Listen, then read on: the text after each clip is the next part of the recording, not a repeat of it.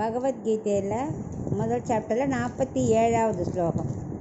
சஞ்சய உவாச்ச ஏவம் முக்த்வார்ஜுனः சங்கே ரதோபஸ்த உபாவிஷத் விஸ்ருஜ்ய சஷரம் சாபம் சோகசம்விக்னமானசக.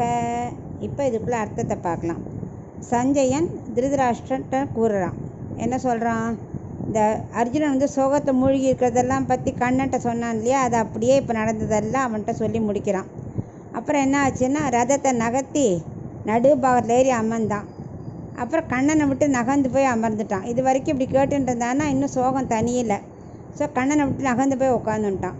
தன்னுடைய காண்டீப வில்ல கீழே போட்டு துவண்டு உட்காந்துட்டான் அப்படின்னு சஞ்சயன் திருதராஷ்டிரர் சொல்கிறான். இதை பார்வதி பரமேஸ்வரன்ட்ட கேட்குறா. இந்த கீதா மகாத்மியத்தை சொல்லி கேட்குறா. அதே மாதிரி திருப்பார்கடலில் படுத்துன்னு இருக்கிற லக்ஷ்மி சொல்கிறா, என்ன இவர்கிட்ட நாராயணன்ட்ட, என்ன ஒரு வேலையுமே இல்லாத மாதிரி உட்காந்துட்டு இருக்கே ரிலாக்ஸா அப்படின்னு. அதுக்கு பகவான் சொல்கிறாராம், பகவத்கீதை மக்களுக்கு நல்லது செய்யும், அதனால் கவலைப்பட வேண்டாம், அதான் நான் ரிலாக்ஸாக இருக்கேன். இப்போ அவளுக்கு ஆரம்பிச்சுட்டேன் பகவத்கீதையை அர்ஜுனன் மூலமாக, அதான் நான் ரிலாக்ஸாக இருக்கேன் அப்படின்னு சொல்கிறாராம். அதான் முதல் அத்தியாயம் படித்தாச்சுன்னா புண்ணியம் கிடைக்கும் அப்படின்னு சொல்கிறா. இதோட முதல் அத்தியாயம் முடிஞ்சது.